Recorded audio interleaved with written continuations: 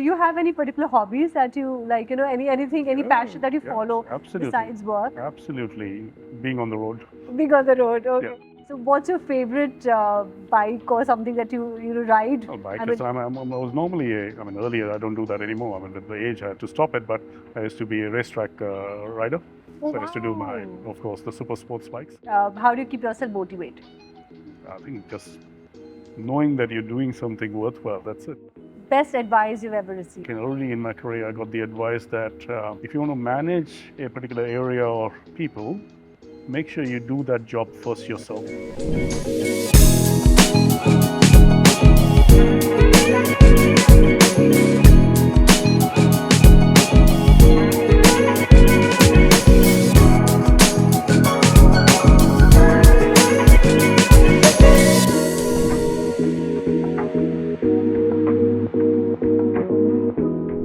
Welcome to another episode of the podcast Leading with Purpose.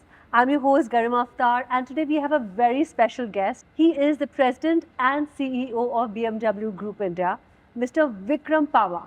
BMW Group India includes BMW, Mini and BMW Motorrad. Under his leadership, the company has seen remarkable growth and has been setting benchmarks in sales, innovation, and technology. Especially 2023 has been a record-breaking year for the company. So without further ado, let's welcome Mr. Pawah on the show. Thank you very much, Mr. Pawah, for joining us Thank today. you, Garima. Thank you for having us on board, and thank you for your great words, the intro. So really appreciate it. Thank you. Yeah, thank you. So starting about your journey, what inspired you to get into the automotive industry, and how has your passion evolved over time? I don't think I planned to be in the auto industry as such. Right. I think it more happened with time. But maybe there were certain things already in my mind because I grew up around cars. Okay. Like on rebuilding cars. My father used to do that. And as kids, we used to, of course, help him out with rebuilding the cars, the engines, stripping them all out, repainting them and all that. So maybe it's that some passion was already there inside. And when I got the opportunity to start working in the auto industry, I think it just connected and I stuck with it for a very Wow. long time. Yeah. But that sounds very interesting, rebuilding cars in a workshop or so? No, and in the home. At home? Of Oh course. wow, Of that course. sounds very, very fascinating. Do it in your garage. So Oh my God. do it yourself kind of a thing. Yeah, absolutely. That's very, very interesting. Yeah. Okay, so BMW has seen great success in the electric mobility with around 50% share in the electric luxury market. That's correct. So also BMW's iDrive, that system was revolutionary when it was first introduced. So what are the lessons that you've learned from the Indian market, and what are the challenges you foresee, to scale EV in the luxury market in India? I think you're right. I mean, we have always been pioneers in technology and new systems and innovation, right? And I think iDrive that you mentioned, which Yes. we introduced long time ago, was a phenomenal success, and I think everybody followed through. Similarly, if you look at electric mobility for BMW, we started the journey in 2013 worldwide when we introduced the i3. And it was much ahead of its time that we introduced that product, a fully electric luxury car made on a sustainable platform for the world. And I think that's where a learning curve started as well. Then we started introducing, for example, in India, we introduced the i8, which is a plug-in hybrid vehicle, of course, a roadster, but absolute success again. And I think over the years, then we have learned a lot about battery technology, about evolution of battery technology, and how do you merge the new technology into the DNA of BMW. Right. And that's what we are really proud that today we have the widest offering in the Indian industry for EVs, having 6 four-wheelers that we offer to the Indian public that they can choose from. I don't think any other manufacturer does that in India at the moment. That's one. The second thing is that, like I said, our experience over battery technology worked over years and years of research. So we are already into the development of a 6th generation battery technology now, which will be launched in a new platform in a couple of years as well.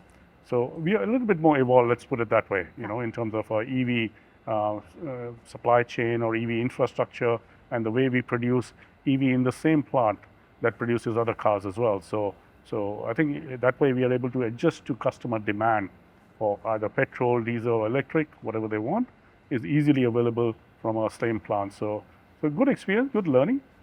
India was quite interesting, because when we started this journey about launching products in India, Yeah. I think everybody doubted us that is really India a electric market? Because everybody thinks about not a developed country. Really, can it happen? We were confident, absolutely, as BMW, because we knew that the customer usage here is actually more suitable for electric mobility. Because if you look at it, we use it for short distances, right? Yeah. Of course, we spend a lot of time on road because of the traffic condition, but we mainly use it for intra-city travel, right? At least in the premium industry, I can say that our customers have got a parking spot. So we provide a private charger to them, AC wall box charger, which they can be installed in their home or office. So they don't have to depend on public charging requirement. And also in premium space, this is not the only car you have in your house. So if you had to go interstate, you can use the other car as well. So it fits really well that you're able to save money with electric mobility, do the right thing for the environment, from a sustainability point of view, and also adopt the latest technology. And that's why what we saw that when we launched these products, we saw a penetration level of up to 30 to 40% in many models. So i7 is a classic example. Within it's available both in petrol, diesel, and electric. Electric sales are almost 40-45% of the total sales of 7 Series. So that proves the point that in India, I think this technology is much more suitable.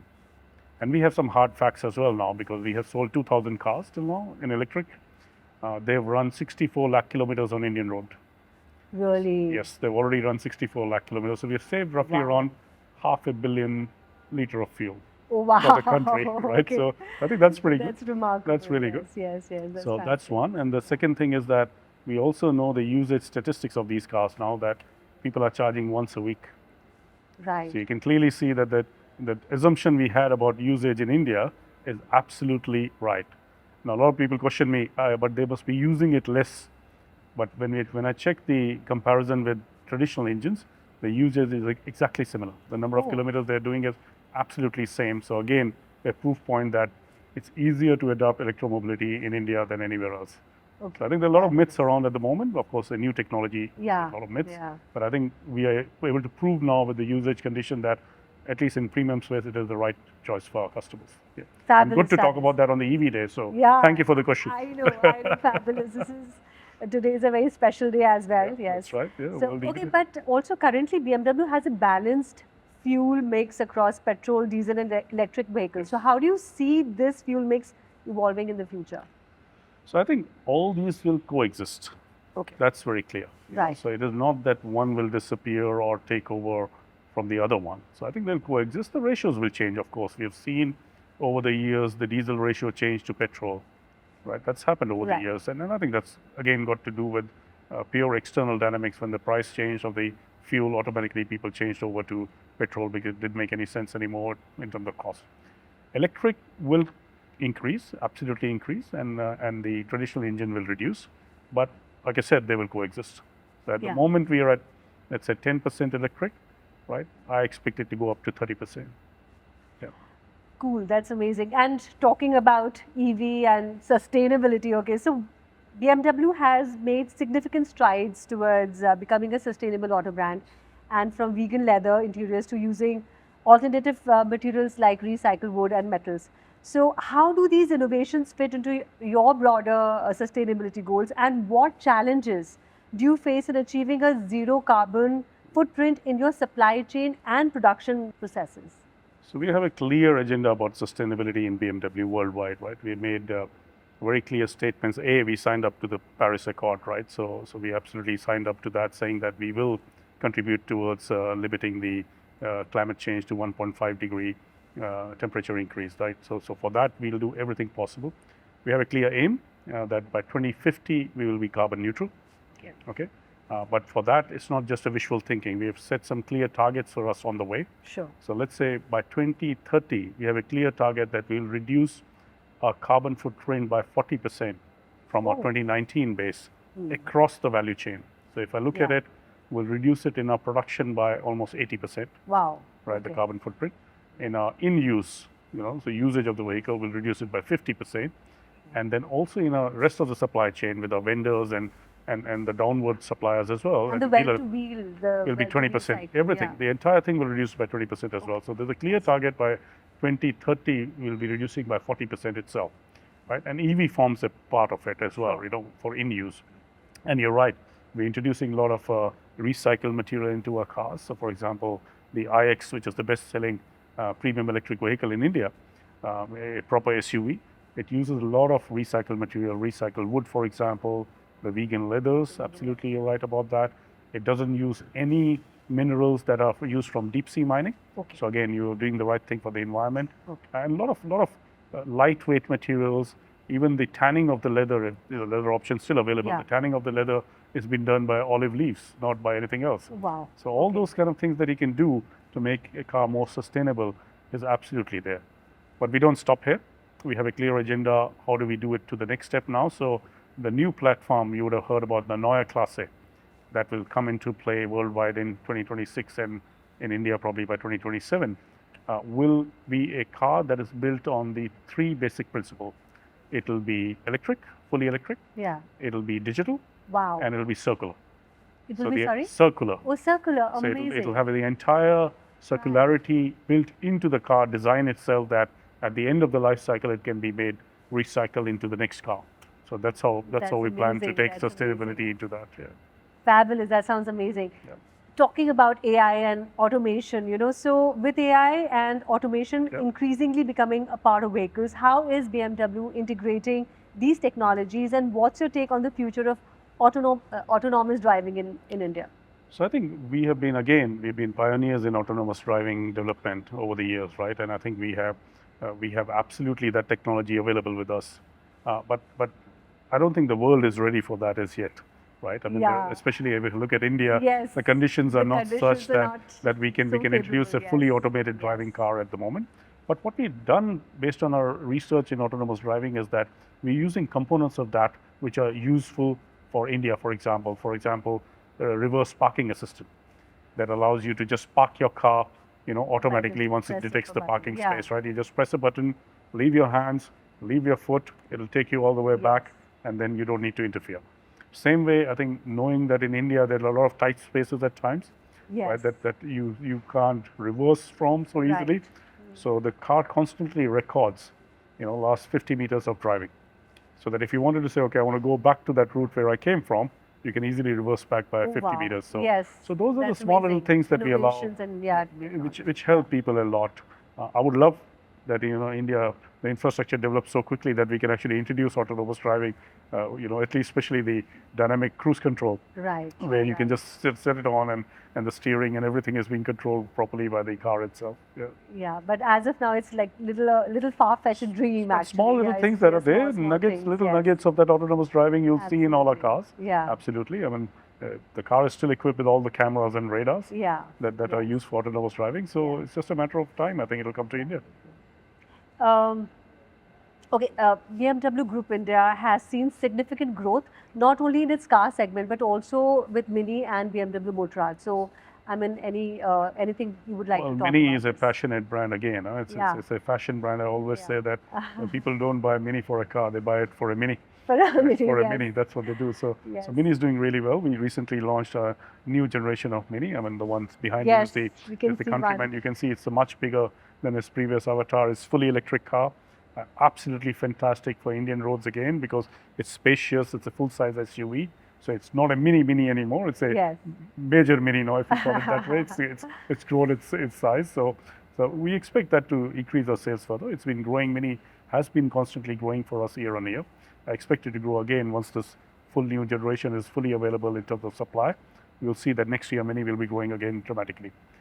Motorrad has been a success story. I think we created that market in India, especially that 310cc segment. Yeah. Absolute leaders in that, and I'm happy that people have followed us into that segment and grown that segment even further. So that story will also continue to grow. We also now launched the electric mobility in Motorrad, right? We are the Yes. ones which we have a great That's super sleek and really amazing. CE04, a urban mobility solution. Absolutely, I think the first deliveries just happened last week, so getting really good response on that as well. It's fabulous to see such amazing, technology and such amazing designs coming up. And I was there for the launch, and it was Yes, really absolutely. marvelous. Yes. It is. Yeah. I think it's great, and I'm happy that as BMW we're keeping up to the reputation of being progressive, ahead of the curve all the time. So Yeah. we'll continue doing that. Okay, so coming to some of your personal experiences, can you please share some of the leadership lessons that have shaped your approach to leading BMW Group India? Experiences, okay. Lots of them. Lessons, I've been working for a very long time, yeah. but one thing that stuck with me over the years is that um, there's no option that you should not make a decision. You should always make a decision, right? And once you make a decision, then you see how do you actually deliver on that decision that you do. And of course, I'm not saying that you need to be adamant about it, but Right. at least you should give it your full shot. And because I've seen a lot of time people don't even make decisions, right? They get into that mode of should I decide or not? But I Yeah. think for me, it's always you should make a decision and proceed. And if you have to change it along the way, do that as well. But don't just stop. Keep on running. This is fabulous. Thank you so much for that. Thank you. If you could go back in time and, if you would like to tell your younger self some advice or something, what would that be? Thank you for reminding me of my age. No, Really no, appreciate it, but I that's mean, good. the starting. No, absolutely. I Of meant course, at the start of my starting career. years. Yes, yes. Uh, Again, something similar. I would say that, yeah, don't be afraid. Don't be afraid of failures. Don't be afraid of anything. Yeah. Keep on moving ahead. Don't stop. That's still the same thing. I think that's what I've learned, and that's the advice I'll give: is that be bold. Be bold. Be bold. Yeah. That's an amazing one because we have so much of future, so much of generation, Yes, and so absolutely. many people who really look up to you as a role model, and I mean, Well, I think the younger generation, I look up to them actually. So I get a lot of reverse mentoring done by the younger generation because I think the younger generation in India, what I call as the new India, is absolutely much more confident, Yeah. much more knowledgeable, much more bolder than what our generation was. So I really encourage them to be more bolder and take India to the next stage. Fabulous. Thank you so much. So, purpose-driven leadership has becoming increasingly popular. So, how do you incorporate purpose in your role as a leader? It's quite challenging, right? Because it's not as a leader, as a human, I believe in one thing, and I think that quote is something that I always quote to all my team members or people that I talk to is the Steve Jobs quote about, you're here to make a dent in the universe, right? Otherwise, why else be here? Oh, wow. Why are we here as humans if we can't do that? So I live by that, That's try to live by that. beautiful. So anything that I Yeah. try to do, I try to say, okay, how can we make a change? How can we create an impact that will be longer lasting than just a short term thing? Wow, that's really amazing. That's a beautiful one. Thank you. Oh, let's come to some short answer questions. These Sure. are like 2-3 line answers. What's a small daily habit that has had a big impact on your success as a leader? I think having a routine, especially my morning routine, is quite standard. I mean, I like to keep it disciplined that way. So kind of sets the tone for me to be disciplined across the day as well, and in my personal life, in my professional life. So I think that's something that stuck with me, that I would do things in a particular sequence in the We would morning. love to know what's your morning routine like. Well, having a nice big cup of tea is first thing that I do. Okay. Right. So it's normally a So big are you cup. like are you part of the 5 a.m. club? No, not necessarily. It depends. It depends. But yeah, I don't sleep in too much unless on weekends or if I had a very late night or a little bit jet lag. But normally, yeah, I would wake up early. But Yeah. but I don't say myself as a 5 a.m. club or those kind of thing. I think those are all cliches for me. Yeah, I think it for me it's depends. overdone. Yeah, it For me, is, it's it simple is. thing is that I have my Everybody nice. has a different body clock and a Absolutely. Yes, exactly. cycle. So I think you can still wake up at night and still achieve. I don't think that Yes. stops you from achieving anything in the world. But for me, it's more like I spend normally the first 45 minutes to an hour of my day in really quiet and absorbing myself or getting into that mode Oh, wow. for the day. I think that's really important for me, and having that big cup of tea or reading something, doing those kind of things really helps me get into that mode. Wow. And are you like a fitness freak and do like, Do I look like? Probably not. You do. No, You're in a not very good much, shape. not much. I'm not a guy who goes to gym and things like that, and I should be advising this to people. So please don't take it that way. You should go to the gym. You should be active. But somehow I think my lifestyle doesn't allow me at the moment to do too much of Yeah. it. So I do some basic stuff. That's it. Okay, Yeah. okay, okay. Okay. What book, movie, or song that has inspired you the most and why? So the book would be Steve Jobs, still for me, Walter Isaacson's Steve Jobs, the biography there. So because I absolutely love that journey. I've always been impressed by that. I mean, if I need to think of a movie, I would say Chariots of Fire. Oh, wow. Right, Okay. would be the one that I really like because again, it's all about determination, resilience. songs will be plenty probably. It's a long list. Okay, amazing. Okay, so are you fond of music? Yeah, I do, of course. I Yeah? like music. What and- kind of and music? Everything from heavy metal that we started with, Yeah, being in right. from that generation, to ballads, to Sufi songs, to Really? Hindi movie songs, to Okay. ghazals, Ghazals, and okay. everything. So Nice, all nice, spectrum. nice. I prefer going through, and Super. sometimes classics as well. Oh, Yeah. okay. So, have you given a try at singing or playing some instrument? I don't think I have that skill set. So I'm very clear about that. A person should only aim for what they are capable of. Okay. So I don't think I'm a singer. So I'll leave that alone. Okay, cool. So you have any particular hobbies that you like? Any passion that you Yeah, follow absolutely. besides work? Absolutely, being on the road. Being on the road. Yeah, Okay. be it on a bike or a car, Aw, racing, speed. right.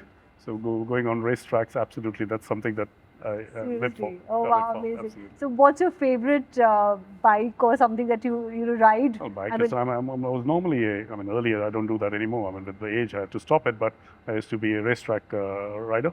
Oh, So I used to do wow. of course, the super sports bikes. Oh my God, that's So amazing. for me in BMW, the M1000RR is one of my best one. Of course, HP4 Super. qualifies even better, but I can't do it anymore. But I'd love Okay. to get back to it. Okay. Similarly, in a car, normally I will do a M8, for example. A super powerful car. So I just love that. So Okay.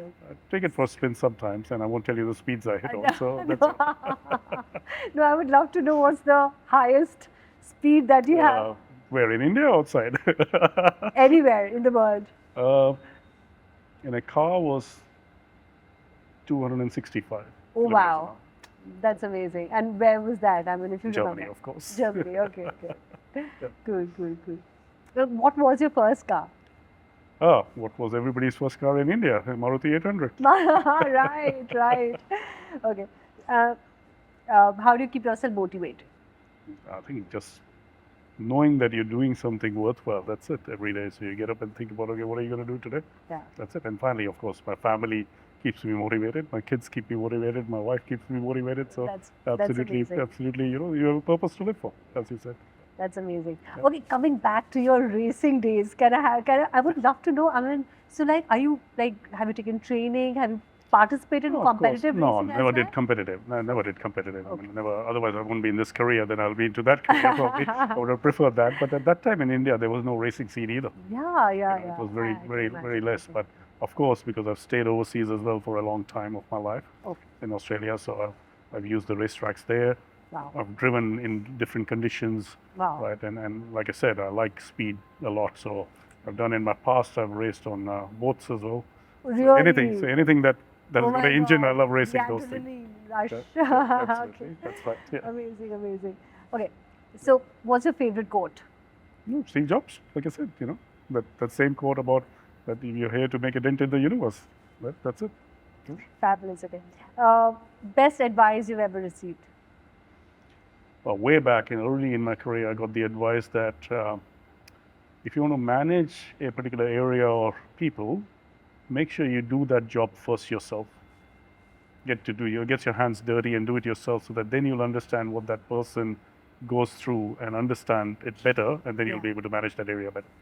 So I still stick to that. Yeah, okay. Okay, if you could have coffee with any historical figure, who would it be and why? I'll stick to Steve Jobs. Oh, I'm absolutely clear about that. wow, Absolutely clear. I can see you're very, very clear. I mean, Absolutely. that he's your. I think he's been your role model. like I said, I really like the way he approached. I won't agree with everything that he did in his life probably, but I like the way he actually approached and created a change in an industry which was, that kind of disruption is not easy to do. Yeah. Okay, maybe we could debate whether it was him or whether it was other people, but the point is that at least he integrated it together and made it happen. Yeah, absolutely. That's amazing. Yes. Okay. What has failure taught you? That don't be ashamed of it. Don't be scared of it. Right? Take it on the chin. Sometimes Yeah. that's it. I use a quote which may not be suitable perfectly from a political point of view. I say, shit happens and you got to clean it up. Okay. Simple. Absolutely. Yeah. That's it. Yeah. Yeah. And I think failure is. These are learnings. actually, That's all these it is. lessons. You get learning. Yeah. They should not put you down. They should allow you to rather learn from it and then bounce back again and start. That's it. Yeah. Your biggest accomplishment? My children. Oh, that's so sweet. That's so sweet. How old are they? My daughter's 21, my son's 15. So Okay. yeah, it's really good to see them grow now. Yeah, that's amazing, amazing. I'm so happy to hear that. Okay, let's come to rapid fire questions. Sure. It's just this and that. Electric engines or ICE engines? Can I have both? Okay, that's a race head. Okay, that's a motorsport. Absolutely, I want to have Yellow both because yellow both of them jockey. race well. Yeah. Depends. I mean, okay, let me put it this way: that if I'm looking at a racetrack, probably I might go for a petrol engine. But if I'm running around the city or on a highway, I don't mind electric either Yeah. because it gives me the same thrill. I can totally relate with you because I am myself, I'm a rally driver and there I'm you go. into So you know. motorsports. So yeah, the sound of the engine, oh my God, I mean that skips a beat. I Yeah, mean, but you'll be there's- surprised with the electric rally cars now that are going to come through. You'll see Yeah. the difference there that Oh, okay, they actually yeah. perform even better. Performance-wise, definitely, I'm sure. It's just the sound and vibration, baby. That's missing. Okay, sedan or SUV? Sedan. Manual transmission or automatic transmission? Oh, manual. Always. Manual? Always, of course. Come on. Oh, That's the amazing. real driving. Oh, That's the real driving. I Come love on. this answer. Okay. Absolutely. Fabulous. Front wheel drive or rear wheel drive or all wheel drive? All wheel drive. Any day. Yeah. Turbocharged engine or naturally aspirated engine? Depends. On a classic, a natural one, and a new car, a turbo. Turbocharged. Yeah. Apple CarPlay or Android Auto? I'm an Apple guy. Apple. Steve Jobs. Oh my God, yes. Digital instrument cluster or analog gauges? If I could really choose, I would say a digital one which looks like an analog. Oh, acha, okay. The one that gives you that image of analog, yeah. Okay. But of course, again, if I'm going to go for a classic car, of course, I mean, I love my classic cars as well, so absolutely would love to have analog. And Analog. That's great. Coupe or convertible? convertible. Oh, thank you so much. Thank you, And Garima. with this, we come to the end of the show. Thank you so much for giving your time and such a fabulous session. Thank you very Thank much you for very having me on much. board. Thank you so much. Appreciate Thank you. So Vikram, can you please tell us the concept about the Retail Next? Well, so welcome to our first lighthouse project of Retail Next here in Gurgaon with Bird Automotive. I think fantastic showroom. So, I mean, first of all, it's not like a car show. That's Okay. the first thing, right? It's Yeah. like more like a lounge, a kind of a boutique where you come and spend some time, including a nice hospitality area at the center. You know, Yeah. so you walk through and you can see that's the center of the Wow, universe yes. here. Somewhere where you can relax, have a nice coffee Yeah. made by a barista as well. A lot of digital tools involved in here as well. So it's not just about how the showroom looks. It's also about you interact with the car. So for example, that big screen that you see there right behind you, right? So that screen can project any car Wow. that is in stock of the Wow. dealership or with us. So for example, if you were choosing the i7 and you wanted to have a look, how's the other color, black color looking in this? How's the dual tone looking in this?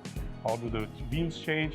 You can actually project it right here and configure it and make your decision very easily. That's Okay. very And convenient. again, you can see the kind of luxury that is there. Those sheer curtains and things like that makes you feel in a very nice and relaxing environment, Yes. right?